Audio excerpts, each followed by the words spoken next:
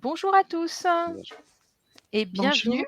dans ce webinaire de les semaines de l'évolution professionnelle, découvrir le CEP en région Auvergne-Rhône-Alpes. Donc nous nous excusons pour les 4 minutes de retard dû à un petit aléa technique, mais ça y est, on est très heureux de partager cette heure avec vous. Je vais lancer notre présentation et puis on va pouvoir démarrer. En plus, comme ça permet à tout le monde de se saluer dans le chat.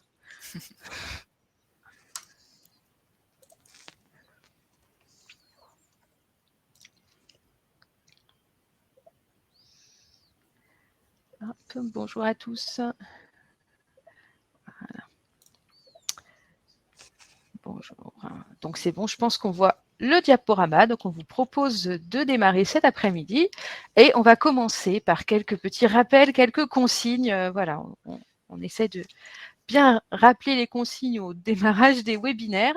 Donc, vous avez la possibilité de poser des questions tout au long du webinaire. N'attendez pas forcément la fin.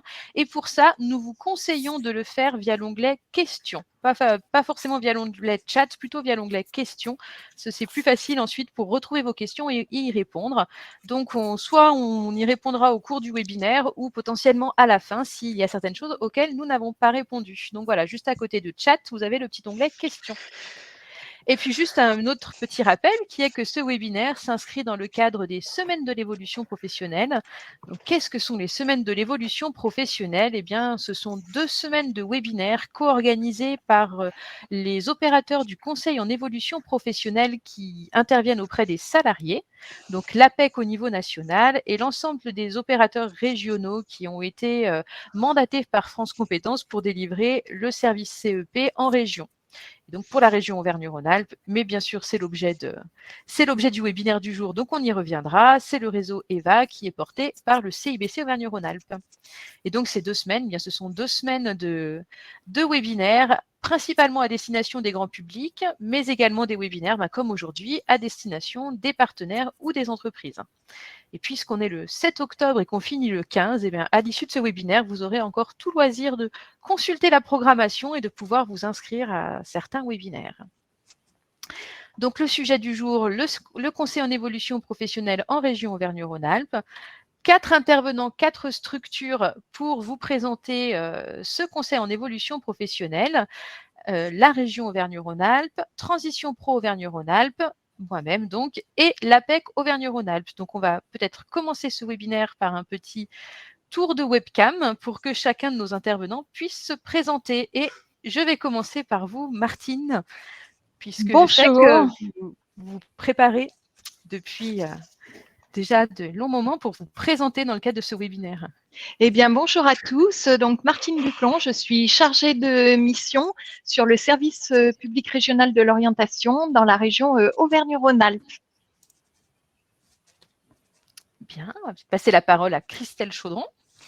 Alors bonjour à tous, voilà Christelle Chaudron, je suis responsable de l'espace territorial alors sur Clermont-Ferrand de Transition Pro Auvergne-Rhône-Alpes et ravie d'être avec vous pour ce webinaire. Bruno, je vous laisse prendre la suite. Bonjour à toutes et à tous, Bruno Charbonnier. Donc moi je suis manager opérationnel donc pour le centre de Lyon et de Saint-Étienne et je suis également l'animateur régional du CEP pour l'APEC Auvergne-Rhône-Alpes. Très bien. Et donc moi, Claudie Béguet, je suis directrice de projet pour le Conseil en évolution professionnelle au CIBC Auvergne-Rhône-Alpes, donc structure mandatée par France Compétences pour délivrer le CEP auprès des salariés et des indépendants. Donc, de quoi allons-nous parler aujourd'hui? On vous a dit que c'était le CEP en Auvergne-Rhône-Alpes et l'objectif, eh bien, c'est vraiment de vous présenter comment est structuré, comment est organisé le conseil en évolution professionnelle sur la région, mais également comment il est imbriqué au sein des autres structures et de l'ensemble de l'écosystème d'emploi-formation, notamment à travers sa présence dans le SPRO qui vous sera présenté. On vous présentera ensuite qui sont les acteurs du CEP en Auvergne-Rhône-Alpes et puis ensuite, surtout, on vous présentera des exemples de parcours, des focus sur des dispositifs puisque l'intérêt, c'est vraiment aussi de vous permettre de bien appréhender ce qu'on fait dans le cadre du CEP, comment on travaille et dans quel cas ça peut être mobilisé. Donc, en petite introduction, on voulait vous rappeler quelques chiffres qui nous semblent toujours intéressants pour se dire de quoi parle-t-on quand on parle d'évolution professionnelle. Eh bien, pour répondre à cette question, donc le réseau EVA, donc comme je vous disais, qui délivre le CEP en Auvergne-Rhône-Alpes, mais également dans 8 autres régions en France, ont lancé une grande étude donc au mois de juillet qui a été menée par l'IFOP pour réaliser donc ce qu'on appelle le baromètre de l'évolution professionnelle, voire étudier un petit peu comment se positionnent les salariés du secteur privé et les indépendants autour de l'évolution professionnelle. Et ce qu'il est ressorti de ce baromètre, c'est que 75% des salariés de moins de 50 ans souhaitent évoluer, sachant que ce chiffre, il est en augmentation de 8 points par rapport au baromètre que nous avions fait dans les mêmes conditions en 2020. Donc on voit qu'en Auvergne-Rhône-Alpes, il y a une vraie appétence pour l'évolution professionnelle et qui est même en augmentation. Mais ce qu'il est intéressant aussi, c'est de regarder comment les personnes définissent l'évolution professionnelle. Qu'est-ce que pour eux une évolution professionnelle? Et souvent, c'est vrai que dans cette année où on est alors pas encore vraiment en sortie de crise, ou en tout cas on l'espère, on a tendance à penser que les salariés ont envie d'un meilleur équilibre vie professionnelle, vie privée, ont peut-être envie de changer de cadre, intégrer davantage de télétravail. Et bien pour autant, les résultats de ce baromètre, c'était que en première position, pour un salarié, une évolution professionnelle, c'est avoir un meilleur salaire. En deuxième, avoir davantage de responsabilités. Et en troisième, changer de statut. Donc, on est encore sur cette vision-là de l'évolution professionnelle qui permet d'accéder à une meilleure rémunération et à davantage de responsabilités. Et puis, entre autres, alors on leur a posé d'autres questions, mais entre autres, on a voulu aussi voir s'ils connaissaient ou pas les outils de l'évolution professionnelle, et ça nous a permis de comparer les chiffres entre 2020 et 2021. Donc la bonne nouvelle pour nous, c'est qu'on voit que le CEP, la connaissance du CEP est en augmentation. La mauvaise nouvelle, c'est que ça reste toujours quelque chose, la connaissance reste toujours faible. Seuls 35% des personnes interrogées nous ont dit que le CEP, ils savaient ce que c'était. Et à contrario, on a des dispositifs qui maintenant sont très bien appréhendés par les salariés, par exemple le CPF, le bilan de compétences ou la VAE. Mais dans tous les cas, on a posé également la question aux personnes, est-ce que vous pensez que vous disposez de suffisamment d'informations et est-ce que vous pensez que vous êtes suffisamment bien accompagné dans votre projet d'évolution professionnelle? Eh bien, 46% des personnes interrogées ont répondu qu'elles manquaient d'informations et 57% qu'elles manquaient d'accompagnement. Donc, on voit qu'il y a encore un besoin fort autour de l'information et de l'accompagnement. Et ça tombe très bien parce qu'en Auvergne-Rhône-Alpes, on a les structures et les dispositifs qui existent pour justement informer et accompagner les personnes et les salariés, notamment dans le cadre de leur évolution professionnelle. Donc, le premier dispositif et la première organisation qu'on voulait vous présenter aujourd'hui, eh bien, c'est le SPRO qui va nous être présenté par Martine Buclon, ici présente. Vous me dites quand vous voulez que je tourne les slides. Martine. Allez, c'est bon. Donc, on va vous présenter donc le SPRO avec ses enjeux. Donc, un premier enjeu du service public régional de l'orientation, c'est de permettre à tout individu sur notre territoire régional d'être acteur de sa vie professionnelle et de développer des capacités à s'orienter tout au long de la vie. Je vous laisse... Voilà. Donc, nous avons organisé ce service, bien sûr, au plus près des territoires pour que chaque citoyen puisse avoir accès à cette information. Donc, le SPRO est vraiment à destination de tout public, quel que soit son âge ou sa situation, qu'il soit jeune ou moins jeune, avec ou sans diplôme, pour des publics plus fragiles, en emploi, en recherche d'emploi ou de formation, ou en phase d'insertion, vraiment pour tout public.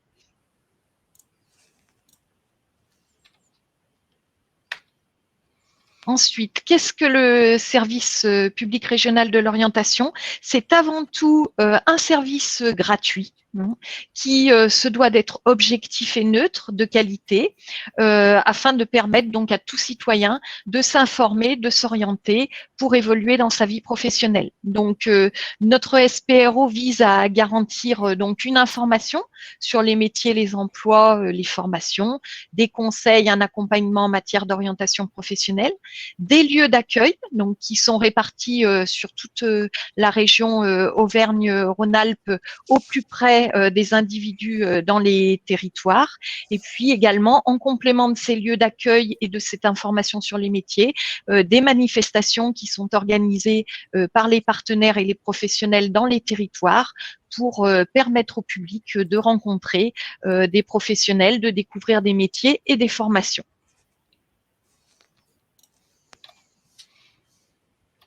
Alors, le service public régional de l'orientation dans notre région est constitué par 3 cercles d'acteurs qui interviennent. Donc, vous avez un premier cercle qui est composé des CIO, les centres d'information et d'orientation, les SQIO, donc pour les étudiants, au niveau universitaire, et également partout dans le territoire, le réseau information jeunesse avec des bureaux d'information jeunesse, des points d'information jeunesse. Ensuite, vous avez un second cercle qui est constitué du réseau des conseils en évolution professionnelle et des consulaires. Et dans notre région, nous avons fait le choix d'avoir des structures complémentaires dans le cadre d'un appel à candidature du SPRO. Alors, on va vous décliner un peu plus en détail ces acteurs. Et donc, sur le 3e cercle, nous effectuons un appel à candidature 2 fois par an pour permettre à des structures d'entrer au 1er janvier et au 1er septembre de chaque année.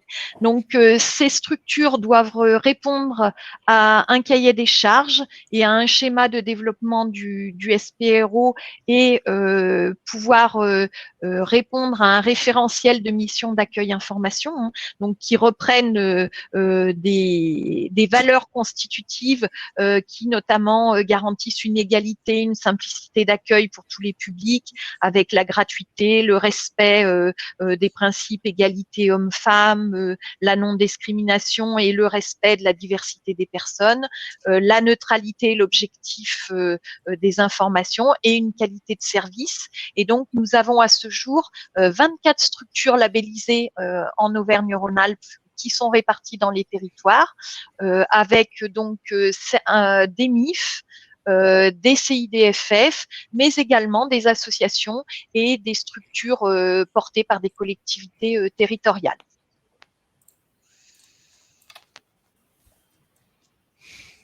Alors, quelques éléments de bilan que nous avons réalisés sur l'activité 2020. Ce réseau est composé de 406 structures présentes sur notre région, avec 1022 points d'accueil qui sont représentés par parfois des permanences, des antennes. Nous avons presque 2,4 millions de personnes qui ont été accueillies en 2020 dans le cadre de ce service de premier accueil d'information généraliste, et 40% du public est venu spontanément. Donc, on voit l'importance bien de ce service de premier niveau d'accueil généraliste disponible dans tous nos territoires. La répartition, donc vous avez un petit schéma, la répartition, donc 51% de femmes par rapport à la répartition par genre, 46% d'hommes, et en tranche d'âge, majoritairement des personnes entre 26 et 45 ans, mais également donc 34% de jeunes de moins de 26 ans et 17% de personnes de 46 ans et plus. Merci Martine, ça nous montre qu'effectivement, par rapport aux 46% de personnes qui disent manquer d'informations, pourtant en Auvergne-Rhône-Alpes, elle dispose d'énormément de structures qui sont effectivement réunies au sein du SPRO et qui sont en capacité effectivement de leur apporter cet accueil de premier niveau et ces informations. Et puis maintenant, on voulait juste passer au deuxième niveau. Donc, les personnes disent aussi qu'elles manquent d'accompagnement. Eh bien, alors, il n'y a bien sûr pas que le conseil en évolution professionnelle, mais en tout cas, le conseil en évolution professionnelle, c'est un service qui peut tout à fait répondre aux besoins d'accompagnement des individus et leur permettre de travailler sur leur projet d'évolution professionnelle. Sachant, et donc je vais peut-être laisser Christelle Chaudron présenter en premier lieu la dynamique partenariale, sachant que de l'ordre, le CEP ne s'adresse pas qu'aux salariés, mais on est dans le cadre de la semaine de l'évolution professionnelle à destination des salariés indépendants. C'est pour ça qu'on va vous parler plus précisément des acteurs qui accompagnent les salariés, mais Christelle va nous rappeler que le CEP, ce n'est pas que les salariés, c'est un accompagnement pour tous les actifs. Tout à fait, merci, merci Claudie. Effectivement, donc Transition Pro intervient aujourd'hui à ce webinaire puisque nous sommes chargés dans le cadre de nos missions de délivrer dans un premier temps de l'information sur l'existence du conseil en évolution professionnelle, mais également de suivre sa mise en œuvre au niveau de la région. Et donc, dans le cadre de nos activités, puisque le Transition Pro, c'est une structure qui est paritaire et qui a vocation à favoriser la transition professionnelle des actifs de notre région. Et effectivement, les services du Conseil en évolution professionnelle ont également toute leur place dans le cadre de cette transition professionnelle pour venir accompagner et également informer les actifs qui cherchent des informations pour pouvoir évoluer et faciliter leur transition professionnelle. Donc, dans le cadre de notre mission de suivi de la mise en œuvre, donc chaque année nous allons rédiger un rapport sur comment se passe en Auvergne-Rhône-Alpes la mise en œuvre du conseil en évolution professionnelle, sachant qu'en Auvergne-Rhône-Alpes, le service du conseil en évolution professionnelle est effectivement, comme l'a rappelé Claudie, ouvert à toute personne, et plusieurs acteurs font partie des structures qui sont soit mandatées dans le cadre d'un service public, soit habilitées suite à l'appel d'offres national porté par France Compétences, et sont à même à délivrer du conseil en évolution professionnelle. Donc le réseau EVA, l'APEC, Pôle emploi également, tout le réseau des missions locales et les Cap emploi. Et ces structures-là donc ont une offre de services vraiment identifiée dans le cadre du CEP, qui est basée sur un cahier des charges qui est commun. Dans le cadre de la mission de suivi de la mise en œuvre du CEP, qui est porté au niveau régional, donc il est organisé, il y a vraiment une dynamique qui existe entre les cinq réseaux au niveau de la région, par la mise en place de réunions interopérateurs qui se font au niveau de la région, qui sont régulières et qui permettent de partager des informations sur ce qui se passe, sur la manière dont fonctionne le conseil en évolution, mais également de pouvoir aussi porter des actions communes au niveau régional, comme par exemple cette semaine de l'évolution qui est portée par le réseau EVA et par l'APEC, mais également sur d'autres sujets qui sont identifiés comme des intérêts communs pour l'ensemble des 5 opérateurs. Donc, il y a eu des chantiers structurants en 2021. Les structures ont notamment beaucoup travaillé autour de l'accrochage Agora et de l'évolution des systèmes d'information pour que, in fine, on puisse plus facilement suivre toute l'activité du conseil en évolution professionnelle et avoir une bonne visibilité de la manière dont se délivre le conseil sur la région. Alors, pour vous donner quelques chiffres, Le CEP en Auvergne-Rhône-Alpes, donc délivré par l'ensemble des 5 opérateurs, hein. C'est au total 220 sites de délivrance de ce service dans toute la région Auvergne-Rhône-Alpes, et délivré par environ, les chiffres ont augmenté depuis le début de l'année, mais on est environ à 3200 conseillers CEP qui délivrent du conseil en évolution professionnelle. Et sur l'année 2020, donc pour vous donner des chiffres sur une année complète, en 2020, ça représentait quasiment 250 000 nouveaux bénéficiaires entrés dans le CEP sur cette année, qui correspond à une augmentation de volumétrie de 19% par rapport à l'année précédente. C'est un service qui est sollicité de manière mixte entre 51% des hommes et 40% des femmes, bien entendu avec des grandes distinctions en fonction des opérateurs, et on constate vraiment des profils de bénéficiaires qui sont très hétérogènes, hein, qui sont caractéristiques après des publics accompagnés par chacun des opérateurs qui délivre le conseil en évolution professionnelle. Donc, on est sur des vraiment, ça représente en fait toute la diversité aussi du public qui existe en Auvergne-Rhône-Alpes. Donc voilà pour les chiffres clés du conseil en évolution professionnelle en Auvergne-Rhône-Alpes, donc sur 2020, et Claudie et Bruno vont plutôt aller préciser des éléments qui vont concerner plutôt la partie qui est relative au public des salariés. Tout à fait. Je vais laisser Bruno présenter, puisqu'on en a beaucoup Oui. parlé, mais c'est le moment peut-être de dire ce qu'est le conseil en évolution professionnelle. Alors, on va prendre justement quelques instants pour s'arrêter sur le conseil en évolution professionnelle, parce que le conseil en évolution professionnelle, c'est vraiment une avancée pour tous les salariés. C'est un processus d'appui en fait qui permet en fait de faire le point sur sa situation professionnelle, et le cas échéant, une fois qu'on a réussi à diagnostiquer un peu ce qui pourrait conduire à une situation professionnelle différente ou améliorée, va nous amener à travailler ensemble à l'élaboration et à la formalisation d'une stratégie visant à atteindre cette évolution professionnelle. Donc le service du conseiller en évolution professionnelle a d'abord 2 valeurs très profondes et très importantes. C'est que d'abord, c'est un service gratuit, et l'ensemble de l'échange entre le conseiller en évolution professionnelle et son bénéficiaire reste totalement confidentiel et s'inscrit dans une totale neutralité et impartialité, notamment par rapport aux acteurs du marché. Donc, c'est vraiment quelque chose qui est important, puisque on crée un climat de confiance pour que le salarié, en l'occurrence pour les personnes dont on parle aujourd'hui, puissent se livrer sur leur situation vis-à-vis de leur employeur, vis-à-vis de leur situation familiale, pour construire un plan d'action qui soit adapté, accessible, et qui puisse avoir des bénéfices importants pour leur devenir professionnel. Heu, Ce qu'on peut dire, c'est qu'il est facilement accessible.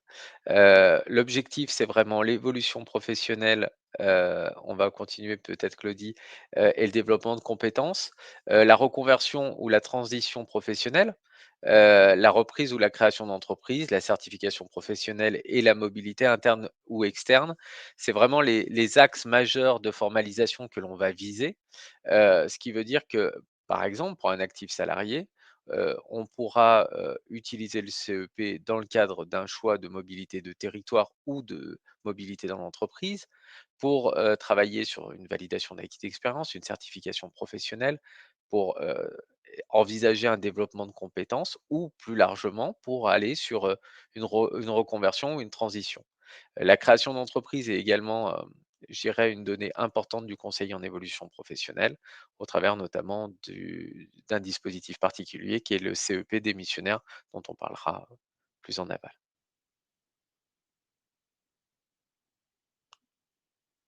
On peut peut-être avancer sur l'APEC. Alors, heu, moi, je vais vous présenter aujourd'hui ce qu'est l'APEC en Auvergne-Rhône-Alpes. Donc, l'APEC Auvergne-Rhône-Alpes, aujourd'hui, c'est une association, d'abord loi 1901, hein, l'APEC existe depuis 55 ans et est présente dans le territoire depuis quasiment les débuts de l'APEC. C'est une organisation associative paritaire et nous agissons avec un mandat de service public. Aujourd'hui, en Auvergne-Rhône-Alpes, c'est 80 collaborateurs et collaboratrices qui sont des experts en ressources humaines et qui accompagnent et conseillent au quotidien d'abord les entreprises pour trouver les compétences et adapter je dirais, l'offre et la demande, des cadres et des jeunes diplômés dans les différents bassins d'emploi de la région. L'APEC est présente, de manière, physique, hein, avec des bureaux, des salles de formation, des points de rencontre sur Annecy, Clermont-Ferrand, Grenoble, Lyon, Saint-Étienne et Valence, mais on est également présent sous un format digital qui s'est fortement développé, comme beaucoup de structures avec l'arrivée du covid en 2020 et qui nous permet en fait d'être, sur une présentation des services, et un accompagnement, en distanciel dans d'excellentes conditions sur l'ensemble du territoire. Aujourd'hui, on a 4 axes majeurs en fait qui structurent l'APEC en Auvergne-Rhône-Alpes. C'est d'abord poursuivre l'action, auprès des cadres et des jeunes.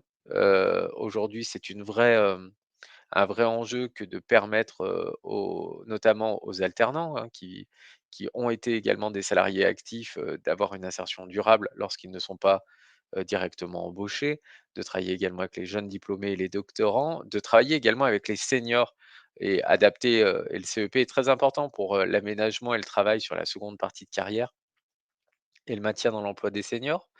On travaille également sur les carrières longues, voilà, de manière, extrêmement, importante. On amplifie également nos partenariats avec, les principaux acteurs de la région et le webinaire d'aujourd'hui, en est un exemple. C'est important en tout cas que les acteurs du CEP soient en lien avec, l'ensemble de l'écosystème justement pour favoriser ce conseil et faire en sorte, qu'on bénéficie de l'ensemble des qualités des acteurs, ici présents.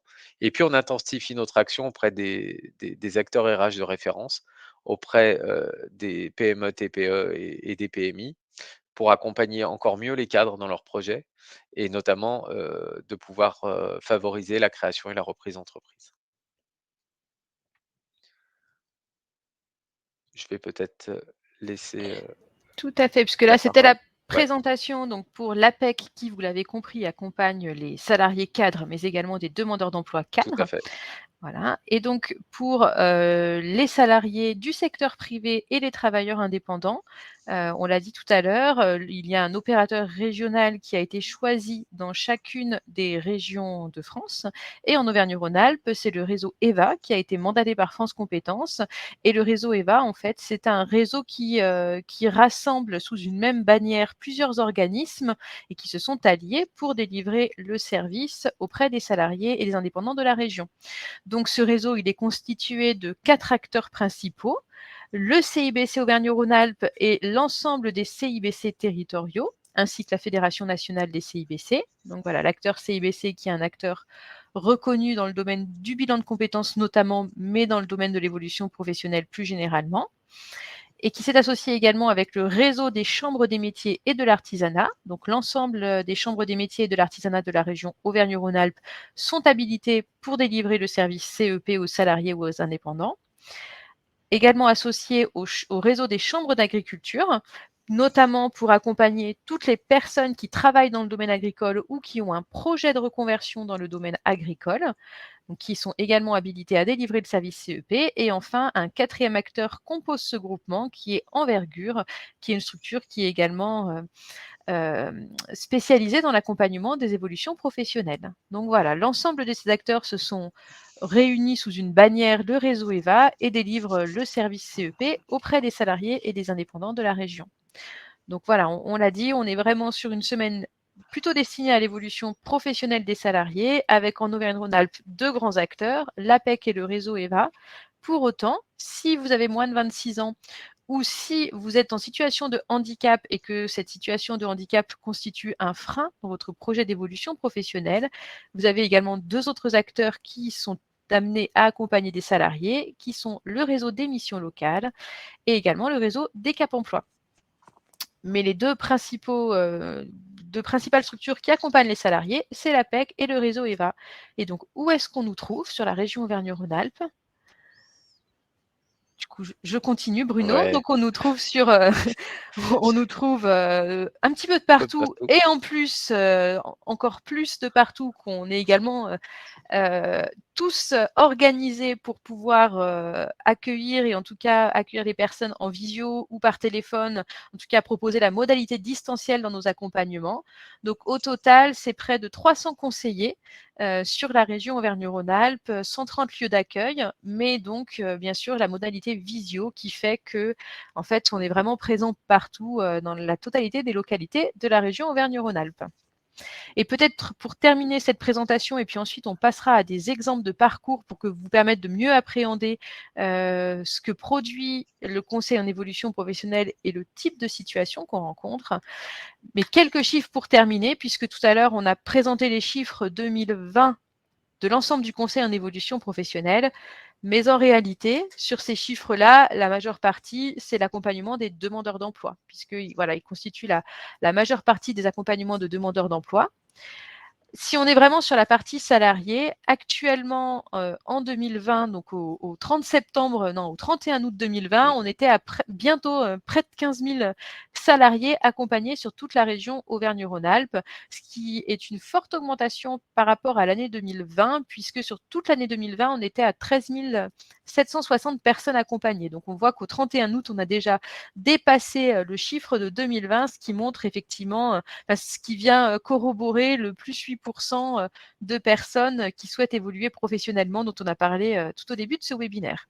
Et puis, si on regarde les âges, on constate que les personnes qui nous sollicitent, 80% ont moins de 45 ans. Donc, les questions d'évolution professionnelle, finalement, interviennent très tôt dans la carrière professionnelle.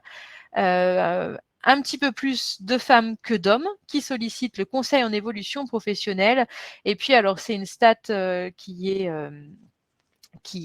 on va dire, assez généraliste, mais on constate qu'il y a à peu près les moitiés des personnes qui nous sollicitent qui ont un niveau bac ou inférieur, et l'autre moitié, un peu moins de la moitié, qui ont un niveau supérieur au bac. Donc, c'était pour vous faire une petite photographie du type de personnes qui sont amenées à solliciter le conseil en évolution professionnelle. Donc maintenant, si on veut répondre à la question qu'est-ce qu'on y fait et qu'est-ce que ça peut, comment ça vient accompagner les individus, on va vous le présenter à travers 5 parcours d'accompagnement dans le cadre du CEP. Donc notre premier parcours, eh bien, c'est Théo. Théo, il a 26 ans. Il travaille en tant que chargé de communication dans l'événementiel, et c'est vrai que l'événementiel en 2020 a été plutôt arrêté. Ça lui a donné le temps pour réfléchir à ce qu'il souhaitait développer. Il aime son métier de chargé de communication, mais il aimerait accueillir de nouvelles compétences, et notamment dans un secteur, comme vous voyez, qui l'intéresse particulièrement, qui est la création de vidéos pour le web. Donc, c'était son idée de départ, et c'est avec cette envie qu'il a sollicité le service du conseil en évolution professionnelle. Et qu'est-ce que lui a permis de réaliser le conseil en évolution professionnelle? Eh bien, dans ce type de cas, avec sa conseillère, il a pu bien identifier les compétences à acquérir au regard de son objectif, puisque c'est une chose de se dire j'aimerais me former dans le domaine de la création de vidéos web, mais c'est autre chose que formellement identifier les compétences à développer et bien les écrire pour bien les identifier. Donc c'est déjà un premier travail qu'il a pu faire avec sa conseillère. Et puis ensuite, il a été consulter son compte CPF, et sa conseillère l'a surtout accompagné pour sélectionner l'offre de formation. On voyait une question dans l'onglet questions qui nous disait voilà, le catalogue de formation du compte CPF est très important. Oui, effectivement, aujourd'hui, sur l'appli ou sur le site Mon CPF, on a une offre qui est relativement importante de formation, et il n'est pas toujours évident de s'y retrouver dans cette offre relativement importante.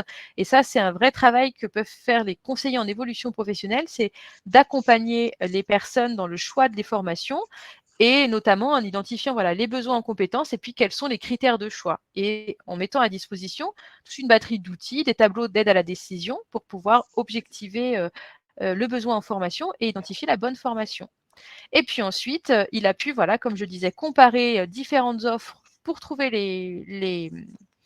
la formation de la mesure adaptée. Et dans le cas présent, Théo, il a même préparé un argumentaire parce que son CPF ne lui permettait pas de financer la totalité de la formation et il souhaitait avoir un abondement de son employeur. Donc, il a aussi, avec sa conseillère, préparé son argumentaire pour pouvoir bénéficier d'un abondement de l'employeur. Et puis, au final, il a été guidé et il a pu acheter sa formation et mettre en place ce projet d'évolution professionnelle qui lui permettra ensuite de faire valoir de nouvelles compétences pour évoluer dans son entreprise. Donc ça, c'est un premier exemple de situations qui peuvent et de comment le CEP peut accompagner les situations des personnes qui ont simplement envie de mettre en place une formation. Donc là, c'est une formation dans un objectif d'évoluer professionnellement dans sa branche, mais parfois, on a également des personnes qui viennent nous voir avec des vrais projets de reconversion. Et c'est le cas notamment de notre dernier exemple, de Christophe, qui lui souhaitait vraiment se reconvertir. En fait, il était dessinateur industriel depuis 20 ans. Et puis finalement, Christophe, il ne s'épanouit plus autant qu'avant dans son poste de travail. Du coup, il se pose des questions et il a envie de faire une reconversion professionnelle.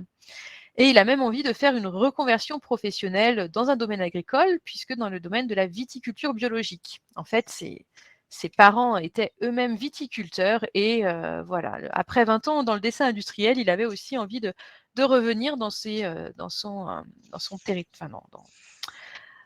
métier d'origine.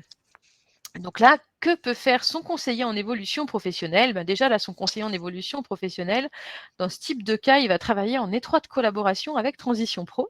En tout cas, il va, avec son conseiller, il peut vraiment analyser, avoir de l'information et analyser ce secteur.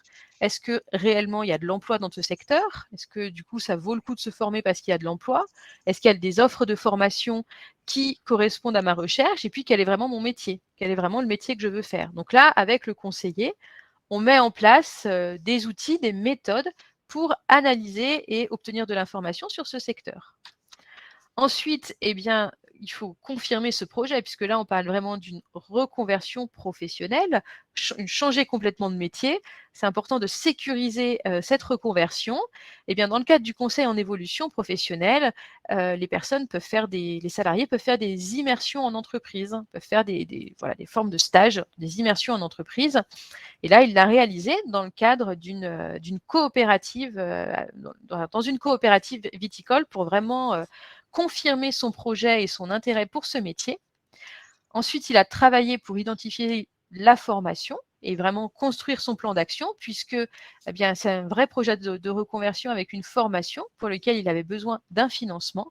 Et donc, il a préparé avec sa conseillère en évolution professionnelle une demande de dossier auprès de Transition Pro, donc de CPF, de projet de transition professionnelle, pour pouvoir financer cette reconversion. C'est pour ça que je disais, donc, dans ce type de cas, le CEP travaille en étroite collaboration avec Transition Pro et pour vraiment accompagner les personnes pour avoir un dossier le plus solide et le plus construit possible. Donc, Christelle, je vous laisse peut-être compléter. Merci Claudie, tout à fait. Effectivement, on travaille ensemble. Le CEP permet, dans le cadre d'une personne qui souhaite mobiliser le projet de transition professionnelle, de vraiment pouvoir sécuriser au mieux la construction du projet avant sa présentation à la commission d'instruction des dossiers de transition pro. Donc le PTP, pour faire un petit focus sur le dispositif, le dispositif projet de transition professionnelle.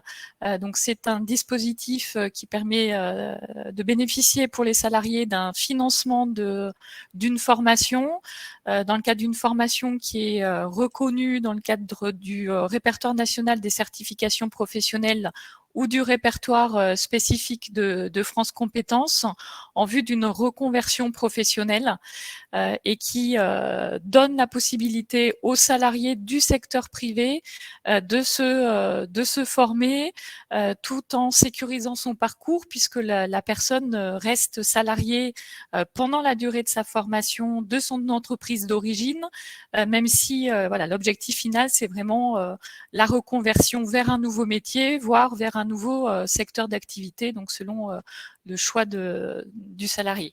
L'avantage vraiment du dispositif, c'est que le salarié maintient son salaire pendant la durée de la formation et bénéficie également de la prise en charge du coût de sa formation. Donc bien entendu avec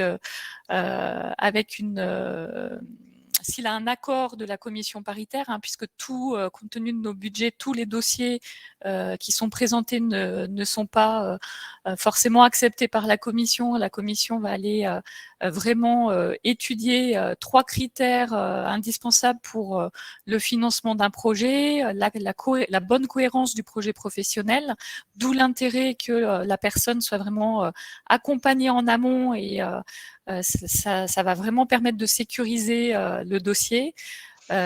Également, la commission va être attentive à la pertinence du choix de formation qui va mener à la reconversion professionnelle. Et un troisième critère très important pour la commission, ce sont les perspectives d'emploi. Donc, la possibilité que le salarié s'oriente réellement vers le secteur choisi et qui correspondent à des métiers qui sont porteurs d'emploi en région. Pour vous donner quelques chiffres par rapport au début de l'année, donc il y a eu dans la région Auvergne-Rhône-Alpes, il y a eu environ 2900 dossiers qui ont été préparés et soumis à la commission donc sur ce début d'année. Sur ces 2900, la commission a accepté 1871 dossiers qui ont été financés, pour lequel 1037 dossiers sont sur des métiers qui sont porteurs d'emploi en région. Alors, les métiers qui sont porteurs d'emploi en région sont disponibles sur le site internet de Transition Pro. Vous avez une rubrique, voilà, les métiers porteurs, et ça permet aussi d'accompagner les personnes vers des métiers pour lesquels il y a réellement des besoins identifiés, des besoins des entreprises qui permet de faciliter la reconversion professionnelle. Donc voilà, c'est à peu près depuis le début de l'année, c'est 65% des dossiers qui ont été acceptés par la commission paritaire. Je vous ai mis juste à côté quelques statistiques un peu pour vous montrer déjà les profils qui sollicitent le plus le dispositif, qui sont généralement plutôt pour une grande majorité des personnes de moins de 45 ans. Claudie disait tout à l'heure, il y a aussi, on voit beaucoup de personnes assez jeunes qui se reconvertissent, et effectivement, la reconversion n'est pas uniquement les gens de la quarantaine qui veulent changer de métier. Donc on constate aussi un rajeunissement de la reconversion professionnelle. Et la reconversion professionnelle vraiment est sollicitée par plusieurs catégories de personnel. On a beaucoup de demandes d'employés, également des ouvriers, mais on a également de la demande de techniciens, d'agents de maîtrise et de cadres pour lesquels donc une prise en charge est possible. Par contre, effectivement, nos priorités de financement sont plutôt fléchées pour les employés, les ouvriers, mais ce qui n'empêche pas que depuis le début de l'année, le taux d'acceptation des dossiers, par exemple pour les cadres, est de 50%. Donc voilà, c'est un dispositif qui du coup permet vraiment de donner des solutions très très concrètes à des salariés qui envisagent de se reconvertir en passant par la voie de la formation, et qui permettent vraiment d'apporter des moyens financiers pour sécuriser leur reconversion professionnelle. Du coup, Christelle, dans le chat, on nous demande, dans l'onglet questions, quelles sont les causes principales de rejet des dossiers ? Alors, il peut y avoir 2 causes. La première cause, c'est ce que j'ai expliqué tout à l'heure, c'est l'étude des critères. Si un des 3 critères d'examen de la commission ne sont pas remplis, la commission peut refuser le dossier sur ce motif-là, que le projet n'est pas suffisamment travaillé sur un ou plusieurs des 3 critères. Dans ce cas, on va préconiser à la personne de s'adresser notamment à un conseiller en évolution professionnelle pour retravailler le projet. Alors, il faut savoir que la démarche du conseil en évolution professionnelle dans le cadre d'un dispositif PTP n'est pas une obligation. Donc, on a une partie des gens qui viennent solliciter une demande de PTP qui sont accompagnés par un opérateur CEP qui permet de sécuriser en amont, mais on a aussi une partie des personnes qui nous sollicitent et qui ne sont pas accompagnées et pour lequel il aurait été nécessaire. Donc voilà, ils sont après le refus de la commission, ils sont aiguillés vers le CEP. Bien entendu, c'est une démarche volontaire de leur part. Hein. Ils n'ont pas l'obligation de le faire, mais en tout cas, on leur offre des possibilités de retravailler leur projet.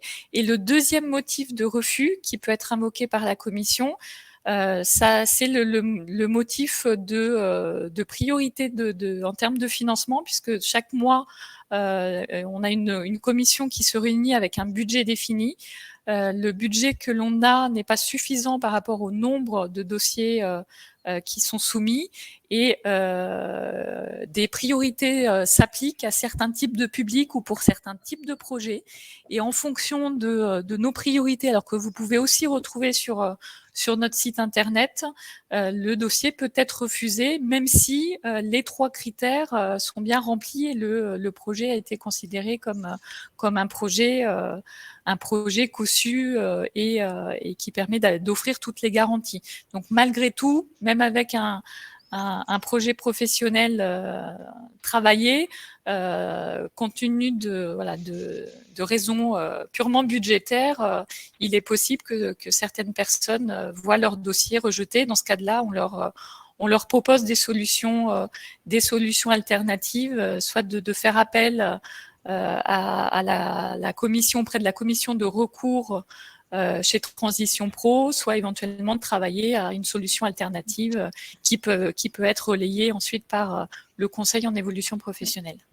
Et donc, Christelle, on vous demande pour terminer de rappeler les 3 critères. Alors, 3 critères. La cohérence du projet professionnel. Le deuxième critère qui est la pertinence de la formation et des modalités de financement de cette formation. Et le troisième critère qui sont les perspectives d'emploi en lien avec le projet visé.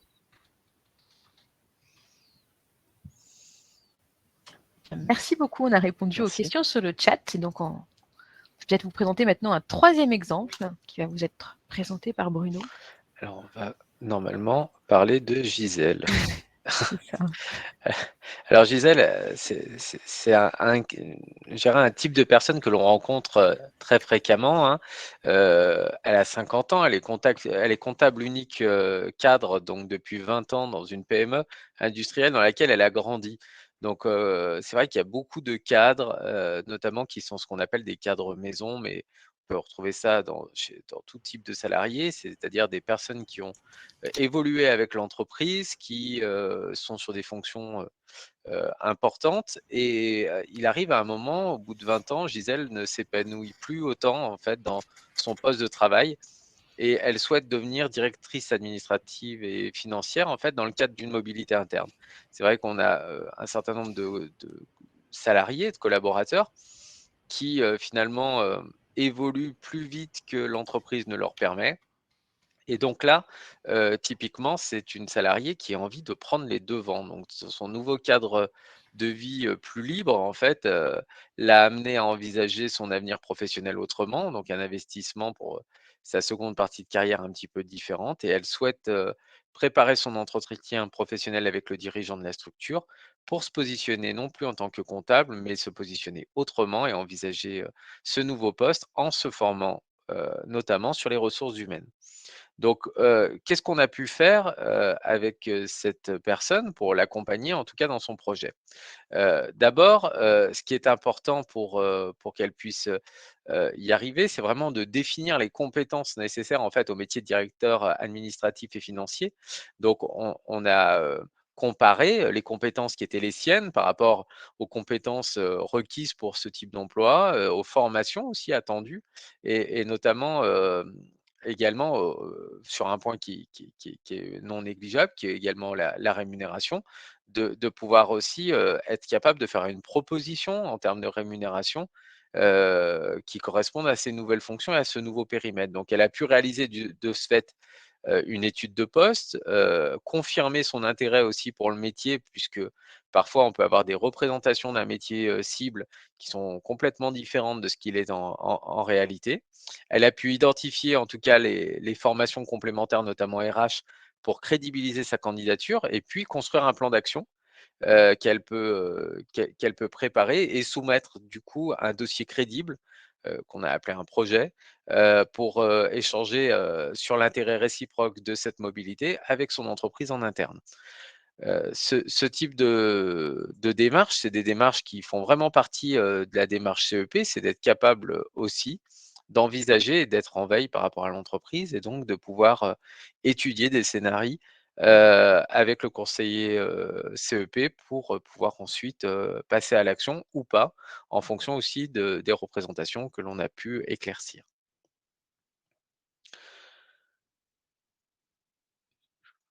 Alors, je regarde s'il y a une question. Le CEP est-il adapté quand le flou le plus total ou faut-il devoir avoir une idée ou un projet? Typiquement, le conseil en évolution professionnelle est important aussi quand on est dans le flou, parce que c'est aussi un moyen de sortir du flou et de pouvoir poser par un certain nombre de méthodologies des points d'avancée et justement, c'est tout le but du conseil en évolution professionnelle, c'est de ne pas rester dans le flou. Et peut-être pour ajouter une précision, c'est ce que j'allais faire, c'est important de faire un premier point, mais après, en fonction de cette première analyse partagée, peut-être que vous pourrez à ce moment-là aussi envisager d'autres dispositifs d'accompagnement, peut-être un accompagnement plus long comme un bilan de compétences ou pas, mais en tout cas, on va dire que dans tous les cas, un premier point d'étape et une première situation, oui, le CEP est adapté même si c'est flou. Ça permettra notamment de travailler les motivations et notamment les leviers d'action au travers de ces motivations pour pouvoir avancer. Donc maintenant, on va parler de Léa. Donc Léa, elle a 33 ans. Aujourd'hui, quand on regarde la situation de Léa, en fait, elle est titulaire d'un bac pro comptabilité et elle travaille dans un centre social en tant qu'assistante comptable depuis 12 ans. En fait, elle souhaite faire le point car sa structure rencontre des difficultés économiques et là, elle a un petit peu peur de sa perte d'emploi. C'est une situation qu'on rencontre assez souvent de salariés qui, là encore, ont passé, un temps assez important dans l'entreprise, ont développé plein de compétences, sont parfois rentrés avec des niveaux, qui peuvent être d'ailleurs parfois, y compris chez les cadres, qui sont des niveaux infra-bac, mais qui ont développé, beaucoup de compétences et donc là, il y a une problématique très claire de sécurisation de l'avenir professionnel et de l'emploi. Donc, qu'est-ce qu'on va pouvoir faire ensemble, dans ce cadre-là? Eh bien, ce sera principalement de pouvoir, déjà étudier, les questions autour de la formation. Alors souvent, est-ce qu'on peut faire une formation? C'est, la première question que se posent, les salariés, mais au travers du conseil en évolution professionnelle, Heu, on va travailler de manière à ce qu'elle ait pu formuler, en fait, sa volonté de ne pas quitter forcément son entreprise et de ne pas vouloir, s'absenter pour une formation, afin de ne pas aggraver la situation. Puisque comme notamment, bah, quand on est dans une entreprise qui peut avoir des difficultés, on n'a pas forcément envie de quitter le navire, surtout quand on est attaché comme elle depuis 12 ans à son entreprise. Donc elle a pris conscience en fait qu'elle aime son métier.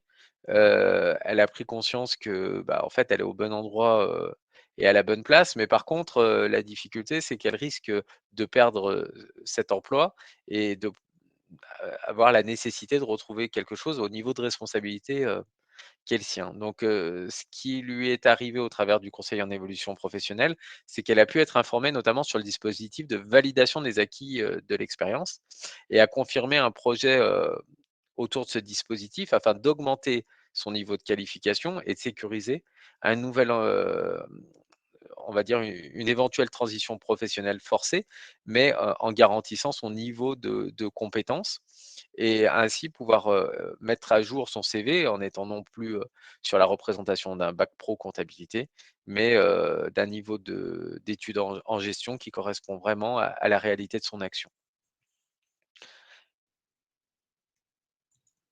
Je regarde, est-il préconisé de faire un bilan de compétences avant de rencontrer un conseiller en évolution professionnelle? Je vois que Claudie est en train de répondre.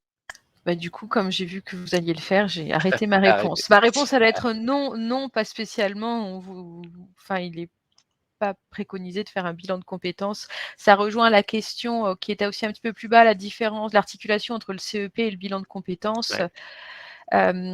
C'est vrai qu'on a souvent tendance à dire que le CEP est peut-être une démarche plus opérationnelle pour des personnes effectivement qui ont déjà un projet mais qui ne savent pas comment le mener à terme.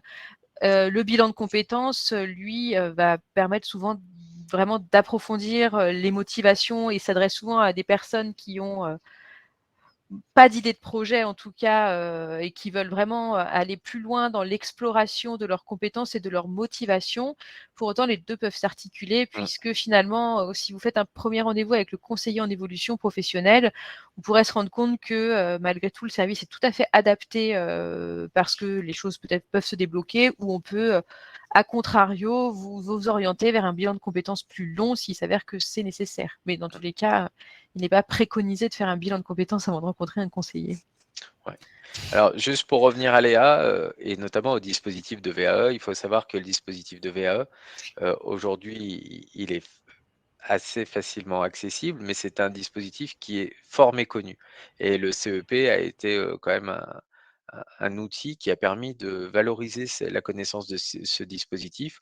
On a beaucoup de salariés qui ont développé des expériences maison dans leur entreprise qui sont dans le cas de Léa, ont besoin de se sécuriser et pensent tout de suite formation, en oubliant qu'ils ont peut-être aujourd'hui acquis les compétences qui leur permettent d'atteindre un niveau de formation plus élevé. Donc ça fait vraiment partie du travail qui peut être fait en termes d'identification des compétences pour avancer et aussi gagner en efficacité, puisque plutôt que de se former à ce qu'on sait déjà faire, c'est plutôt travailler à la certification et à la valorisation de ses acquis d'expérience. Et donc, Bruno, je vous laisse enchaîner sur le Ouais. dernier exemple. Alors, on a un dernier exemple et puis je crois que Christelle complétera puisque c'est un dispositif dans lequel on travaille Zut, une faute. vraiment en partenariat. Aujourd'hui, on est avec Damien en fait alors en réalité, Damien n'était pas chauffagiste, mais en peu importe, en fait, Damien, dans ce que j'avais proposé de vous présenter, en fait, il est depuis plus de 6 ans, en fait, dans une entreprise en tant que conseiller bancaire et en fait, aujourd'hui, il veut arrêter, cette activité pour créer une activité de traiteur avec sa femme, en fait. Et donc le projet, est bien avancé. C'est quelqu'un qui a des compétences, en gestion de projet, en finance, qui sait monter un business plan, qui sait faire un certain nombre de choses. Mais le projet, en fait, ne peut pas se faire tant qu'il n'a pas la possibilité de se libérer de son emploi. Son entreprise, en l'occurrence, ne souhaite pas, accéder à sa demande de rupture conventionnelle et typiquement, il peut se sentir bloqué puisqu'il ne peut pas, démarrer ce projet sans disposer des indemnités. Alors qu'est-ce qu'on fait dans ce dispositif-là? Et bah, en fait, je en tant que conseil en évolution professionnelle, on va lui permettre en tout cas de s'informer d'abord sur le dispositif d'émission reconversion. Donc dans le cadre du conseil en évolution professionnelle, on peut accompagner un salarié qui a, je dirais, une certaine expérience, en entreprise, qui a travaillé pendant 5 ans et plus. Alors, je vous renverrai à la note, mais ça se convertit en jours de travail consécutifs, 1 300, pour pouvoir accéder au dispositif. Il a pu, travailler sur son projet, donc s'assurer que ce projet de création d'entreprise était recevable, qu'il avait, une réalité économique, qu'il avait pu faire également un benchmark de ce qui existait en termes d'offres.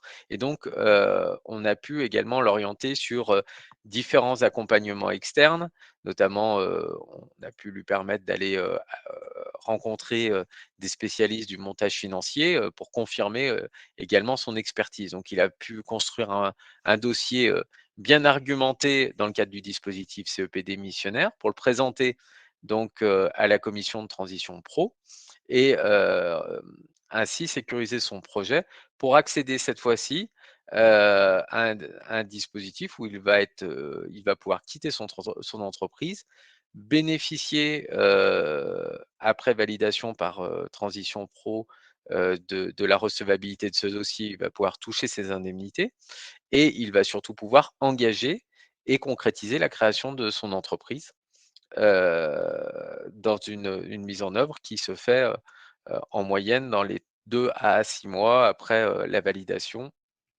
de cette démarche. Donc là, pour le coup, Damien, il a vraiment la possibilité de mettre en œuvre sa création d'entreprise et de ne pas rester, je dirais, bloqué dans une entreprise où il n'a plus vraiment envie de travailler et qui correspond plus à ses aspirations professionnelles. Je vais peut-être laisser Christelle poursuivre. Oui, je vais pas tout reprendre du coup. Bruno, vous l'avez fait, mais effectivement, rappeler que c'est un dispositif où effectivement il y a plusieurs acteurs qui sont impliqués dans sa mise en œuvre. Donc le conseil en évolution professionnelle en amont, qui est là pour le coup vraiment une démarche obligatoire pour pouvoir bénéficier de ce dispositif. Transition Pro au titre de la validation du caractère réel et sérieux du projet professionnel. Et ensuite Pôle emploi pour l'ouverture des droits aux allocations chômage et au suivi, à la reprise de la mise en œuvre du projet. Et pour lequel donc le projet doit ensuite être mis en place dans une temporalité au maximum dans les 6 mois qui suivent l'inscription à Pôle emploi. Pour vous donner quelques chiffres, hein, puisque le dispositif des missionnaires, c'est un dispositif qui est quand même assez jeune. Hein. Il existe depuis novembre 2019.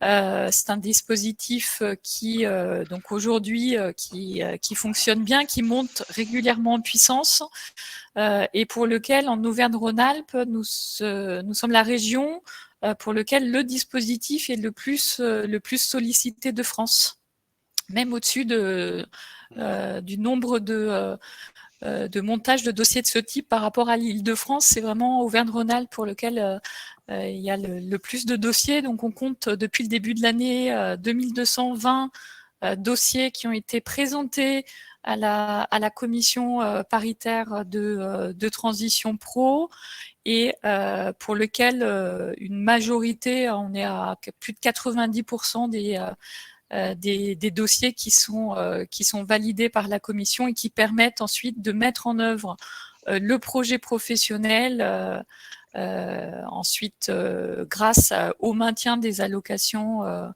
des allocations chômage.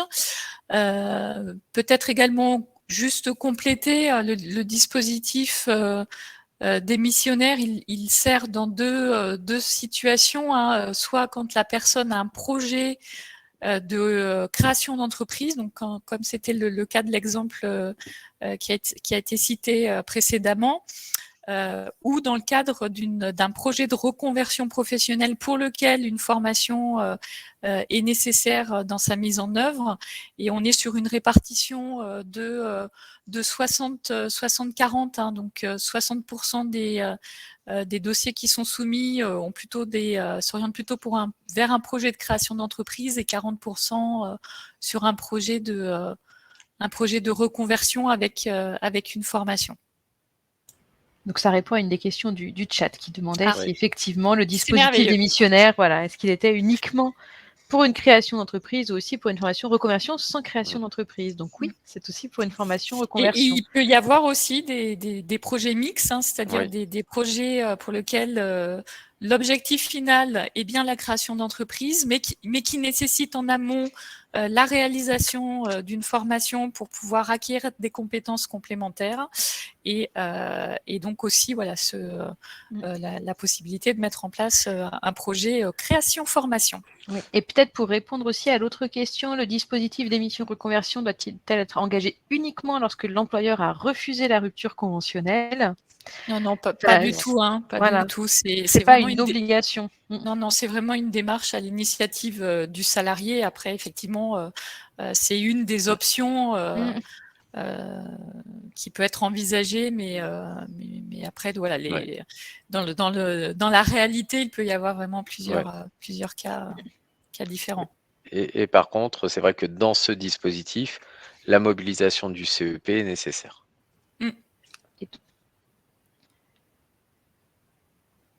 Bien. Donc, nous arrivons au terme de nos exemples et au terme aussi de ce webinaire, car je vois que nous avons déjà dépassé de 3 minutes l'heure, puisqu'on avait commencé avec 4 minutes de retard. Mais n'hésitez pas encore si vous avez encore des questions, nous avons le temps d'y répondre, donc vous pouvez les poser via l'onglet questions et puis nous pouvons y répondre. Et puis peut-être juste pour terminer, voilà, pendant que vous posez peut-être les dernières questions, eh bien, pour aller plus loin, on vous a fait une présélection d'autres webinaires particulièrement adaptés pour les partenaires ou les entreprises. Le premier, c'est pour découvrir Transition collective, que nous n'avons pas du tout présenté aujourd'hui, mais qui est un autre dispositif dans lequel le conseil en évolution professionnelle et transition pro sont partie prenante.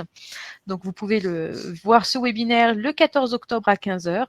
Vous avez aussi un webinaire vraiment à destination des partenaires, tous partenaires du CEP, le mardi 12 octobre à 14h. Et puis, s'il y a des organismes de formation parmi les personnes présentes, on a un webinaire spécifiquement sur la question de comment le CEP et les organismes de formation peuvent collaborer le mercredi 13 octobre à 14h. En tout cas, on espère que ce webinaire a pu vous répondre à vos questions. Et puis, comme on l'a dit régulièrement dans le chat, pour prendre rendez-vous, un site internet unique pour tous les opérateurs du conseil en évolution professionnelle. Alors après, chaque opérateur a son site propre, mais en tout cas, pour arriver à identifier facilement quel est votre opérateur, mon-cep.org. Voilà, les formations de plus de 2 ans sont-elles financées par Transition Pro? Christelle, si vous voulez y répondre en direct. Oui, j'ai répondu dans le chat, mais voilà, tout à fait. En fait, la durée de la formation, c'est vraiment la durée nécessaire pour obtenir la certification de la formation. Donc, si on est sur une formation de 2 ans ou de 3 ans, c'est éligible dans le cadre du dispositif du projet de transition professionnelle. Dans le cadre de formations longues comme ça, Transition Pro essaye autant que faire se peut de trouver des cofinanceurs avec des OPCO, avec l'AGFIP aussi qui est un partenaire et avec également la région. Donc, on essaye de voir comment, à plusieurs acteurs, on peut réussir à sécuriser en fait le financement des formations longues dans ce cadre-là. Et c'est tout à fait envisageable. En tout cas, on a vu des petits pouces en l'air passer. Ouais, donc, c'est plutôt bien. On espère vous avoir satisfait. Voilà. Eh bien, il ne nous reste plus qu'à vous souhaiter une excellente après-midi. Et puis, n'hésitez pas à vous inscrire. Il reste encore 10 jours de semaine de l'évolution professionnelle. Merci beaucoup. Merci bonne fin de journée à tous. Au revoir. Au revoir. Merci à Au tous. revoir.